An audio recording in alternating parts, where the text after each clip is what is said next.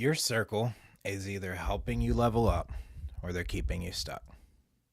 The people around you are shaping your future, whether you realize it or not.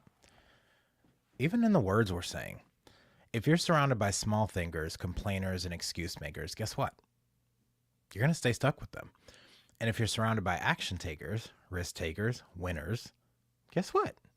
You'll rise with them. Now, success isn't just about what you know.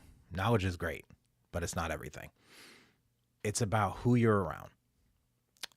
And if you don't fix your circle or your mindset, you're never going to break out of the current level you're in. You won't level up. Make sure you can hear me. There we go. I can hear me. You can hear me. All right. So Proverbs 13:20 says it plain, and I'm blanking on this. Walk with the wise and become wise, for a companion of fools suffers harm. So basically, walk with wise people and become wise, and walk with fools, and it'll be your demise. I'm going to share. So this right here is you. No, that's not it. Where is... There we go. This is you. I know it's so simple, but you've got the complainer over here. They're complaining. You've got the excuse maker. And guys, can we be real? We've all played these roles in someone's life. Depending on where we're at with our thinking, where we're at in our stage of life, we've all played this. So this is no judgment. I've been here. I'm probably here right now to some people. You've got the small-minded friend who always has some way to shrink when you're trying to grow. The fearful thinker who always has 10 reasons why something can't work and no reason why it can. I mean, I guess these people are all the same. Or you've got that toxic influence that always wants to go to the club. They want to do something that is not going to help you. And these are the people holding you back. These 5 people. If you spend time with these 5 people, they're broke, they're negative, they're unmotivated. And guess what? You're going to start taking on those traits. We're like sponges. From the time we're born, we're always soaking up what's around us. The 5 people you surround yourself with, you'll start thinking like them, acting like them, even accepting their limits as your own. And your environment is what shapes your mindset. Your mindset is what shapes your results. I'm not perfect. My mindset is not always positive. I think positive thinking sometimes can be detrimental, especially when, things don't, oh my gosh, how is it disturbing me? It's on do not disturb. I don't want to see these things. You can be at a point in your life where things are okay and everything feels right, and it's easy to be in a positive place. But when you're in survival mode, when things aren't lining up, when things are falling apart, and typically things are falling apart right before breakthrough. And I have to remind myself that what I see is a result of what I think. And I just hope you take this away with you, that your reality is not really what it is. It's what you think it is. And so if you think things are bad, if you think things aren't working out, and I'm talking to myself, if you're getting something from this, great. I'm doing this for myself now, because shout out to all 2 people that ever watch me. The wrong network is keeping you stuck. Just basically, the right network is going to push you to grow. It's so simple. There's a famous example of crabs in a bucket. And if one crab tries to climb out, the others pull it back down. It's not because they hate that crab. They have nothing against that crab. But it's because they're stuck, so they keep everyone else stuck too. This is exactly what happens when you try to level up while being surrounded by the wrong people. They'll say, that's too risky. Or they'll say, you've changed. Or they'll say, just be happy where you are. Can't you just be grateful? And there's another example with monkeys and ice water and bananas, but I'm not going to go into that. Again, it's not because they hate you, but because your growth is making them uncomfortable. I've lost a couple friends because I wrote a book. People are thinking I'm thinking I'm better than them or something. I don't know. Let me remove this from the stage real quick. So, um, the reality is when you level up, you make people uncomfortable, and your circle is going to change as you change. And you just have to be willing to let go and go through that grieving process. I was moderating a panel on grief for my friend Maria Brown, who has created this amazing nonprofit, Hearts to Heal. And I didn't realize how much I needed that and how much I was actually going through grief myself. I placed a child for adoption, as you all know, in 2013. And it's one thing to lose someone, like for them to die. It's another thing for that person to still be alive, like, getting a divorce or breaking up or losing a job. Those kind of things, they're losses, and you have to grieve them too. And if you just jump into the next thing and you never process your emotions, you are going to be cut and bleeding on people that didn't cut you. And it's imperative that you heal and that you give yourself permission to not move on from the grief. I think that's just so insensitive, but move forward with the grief, honoring what the lesson was in the thing you lost, no matter what that was. That's a little sidebar. I'm going to get back into the content here. So if you stay in that bucket with those crabs, you're never going to reach your full potential. Let's go back to this whiteboard. Okay, so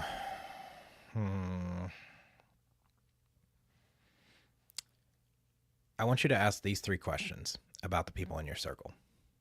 Are the people in your circle inspiring, or are they draining?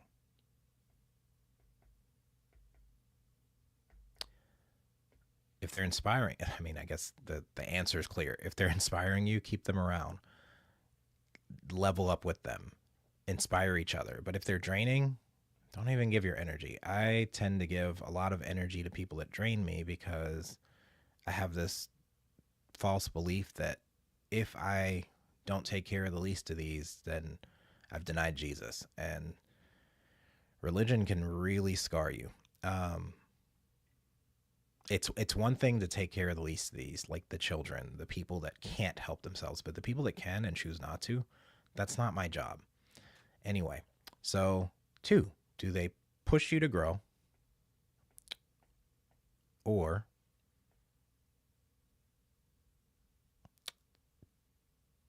do they keep you comfortable? So when you're around the 5 people you hang around the most, are they pushing you for something better? Are they pushing you to work harder? Or are they telling you to stay in your comfort zone? Just relax. You've worked so hard. You've done so much. Just relax. There's no time to relax when bills keep coming and, the world keeps spinning and there's always more to be learned or more people to be served. There's no time to rest and do nothing. Just let's be real. So, last thing, if you keep hanging around them, are you going to become who you want to be? These questions may sting, but if your current circle is not helping you grow, I think it's time to find a new one. And you don't have to cut people off completely, but you do have to limit your exposure to small thinking or negative thinking or any of these things right here. Complainers, excuse makers, small-minded friends, fearful thinkers, toxic influences. Also, try to limit your involvement with those things. It's so easy to get pulled back down into old places. We've all complained. We've all made excuses. We've all been fearful. We've all been a toxic influence. We've all had small-minded thoughts. That does not mean we have to stay there, myself included. I'm talking to myself too here. So upgrade your circle and you'll upgrade your future. And again, your environment is either pulling you backwards or pushing you forwards. So my advice is to choose wisely. And okay. So for years, I surrounded myself with people who played small, thought small. Um, they worked jobs they hated, never tried to change. They were in positions and had no desire to move up or contribute anywhere past an individual contributor. They made excuses for why they were stuck, and they believed them. And they laughed at the idea of trying to make more money or build something bigger. I can't tell you how many times my visionary mind with these big ideas have been laughed out of rooms, that when I'm in the other room, those ideas are worth millions. And that just goes to show that it's not the thinking, it's not the ideas, it's the people you're around. So because of that, I stayed stuck too. And you know, it's easy to get it's easy to get go backwards into places where you're comfortable. Um, Things that are familiar, to hang around an old friend from high school and just pick up where you left off. And it's dangerous if you're trying to level up. So the moment I started getting around people who thought bigger or took risks or played at higher levels, who'd made more money, who'd taken more risk, who'd done things that, you know, we don't believe we can do, we think we need degrees for, we think we need some kind of certification for, everything started to change. I started to network, and they say it all the time, your network is your net worth. And the people you surround yourself with, like, for example, lately, and this is no offense to any of my network marketing friends, they're burning through their contacts, inviting people to all these cool things that could potentially make you 10 to 20K a month. And that sounds great until you think of the logistics. I have to call every one of my friends and convince them to get this thing. But it's not just get this thing, it's get this thing and recruit 10 people to get this thing. And you'll get paid every time those people get the thing. And that sounds really cool, except everyone's got something going on. So most of the people in my contacts have their own businesses. They have their own jobs. They already have their own life. So I'm not going to go burn through my contacts to get a bunch of people involved so I can get pennies on the dollar when I have high value skills that can make six figures or more in way less time with way less effort. But that's just me. Network marketing isn't for me. It may not be for you. But for the people it's for, that's great. It's a great starter job. It's a great way to get your chops in sales and to learn to take no, because that's all you'll get is a bunch of no's. And really learning the power of the invite. Like, really all you have to do is invite people, but then it's a numbers game. And so you have to invite so many people, and I don't want to bother everyone in my phone inviting them to something, and then I only get one name in this life, one name. And if I attach myself to something that does not fit my brand and I tarnish my name, I don't get another one. That's my brand. So hanging around people in rooms that were learning to use leverage, not burning through all their contacts, not doing all this little stuff for $20 here and there, $5 here and there, making real changes in the world, solving real problems, like thinking on higher levels. Not to say that one's right and one's wrong. It's just different. My mindset changed, my confidence changed, my results changed. I wrote about this in From Waiter to Greater. It's easy to go in whatever direction you're thinking of, and you've got to guard your heart and your mind. It is so easy to get pulled in a negative place when your circumstances don't look right. So the first mastermind that I invested in, it connected me to an idea that could potentially change my entire income. But the first networking events I went to, they connected me to people that connected me to a field that actually changed my income. So there's potential, and then there's the actual. Like there was an actual change, and now there's the potential for change, and I'm just having to step into it. And I'll be honest, it feels overwhelming running a business by yourself, especially when you never run a business before and you don't know, like they don't tell you. I know now, but they didn't tell me before I started my business that you can't have the employee mindset, and you literally have to do all the jobs that your job was doing for you to be able to provide that job for you to do. So now I'm marketing, I'm sales, I'm tech, I'm admin, I'm content creation, I'm editor, I'm everything, and my brain can't handle it. So I feel like giving up. I don't even want to be on here right now. I'm just being real. So if you felt like that, I want you to know you're not alone.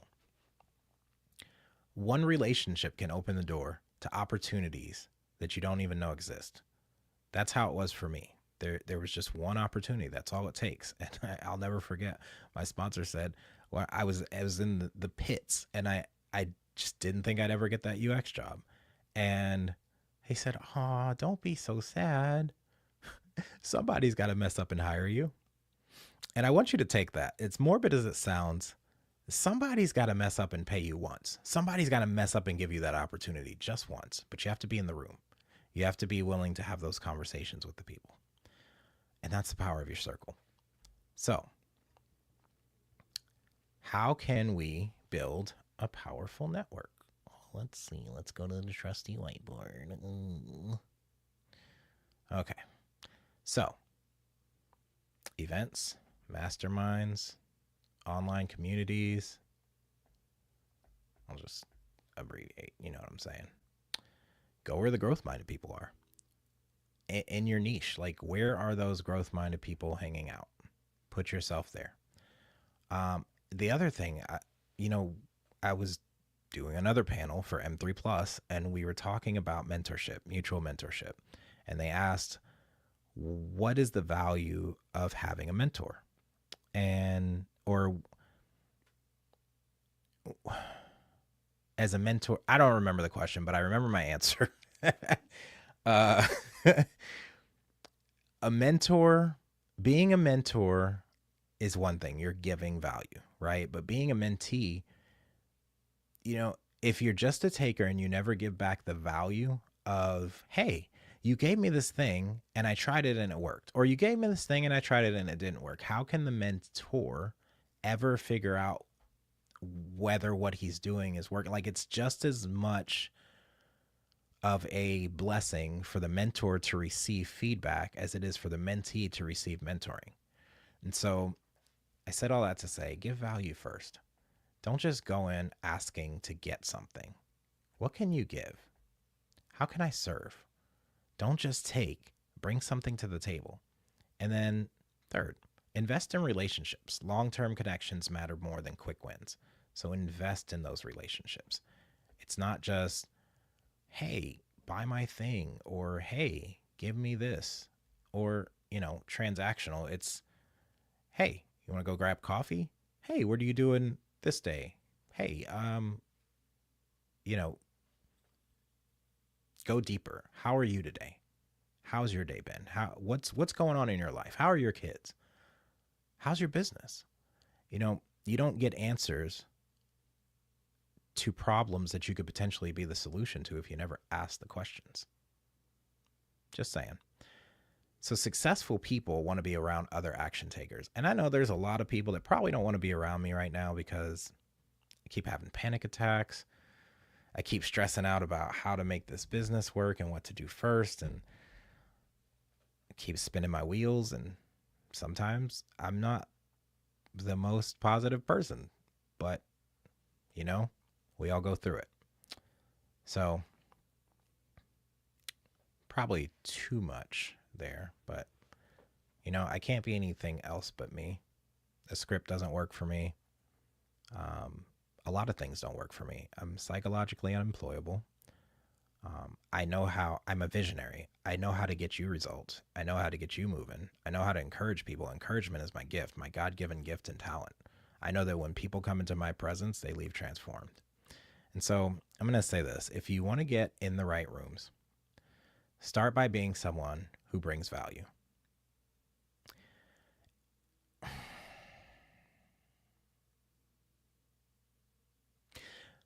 When this reminds me of a story. When I first got into UX, there was um,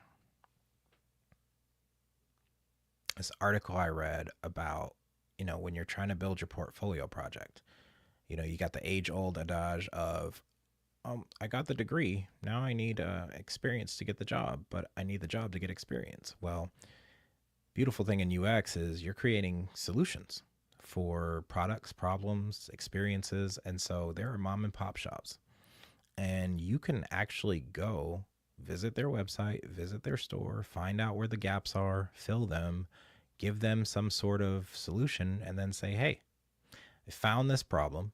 I solved it for you. Here it is. If you want to work with me, here's how much it cost, or I'm open for business. And, if you solve the problem and they don't want to do business with you, cool. If you solve the problem for them and it's a portfolio project, bonus. How could you do that in your field, whatever your field is, right? How could you bring value first? How could you offer something? I dropped my pen and I'm trying to pick it up with my foot. Man, those monkey paws. Look at that. All right. I'm going to quit rambling. Find out how you can bring value first. Find out how you can be of service. And think this. If you keep surrounding yourself with small thinkers, you're going to stay small. If you want to grow, excuse me, my goodness. If you want to grow, you need to get around people who are already where you want to be. The right people will challenge you. The right people will push you, and the right people will help you reach levers, and levels that you never thought possible. The question is, who in your life is pulling you forward and who is pulling you back?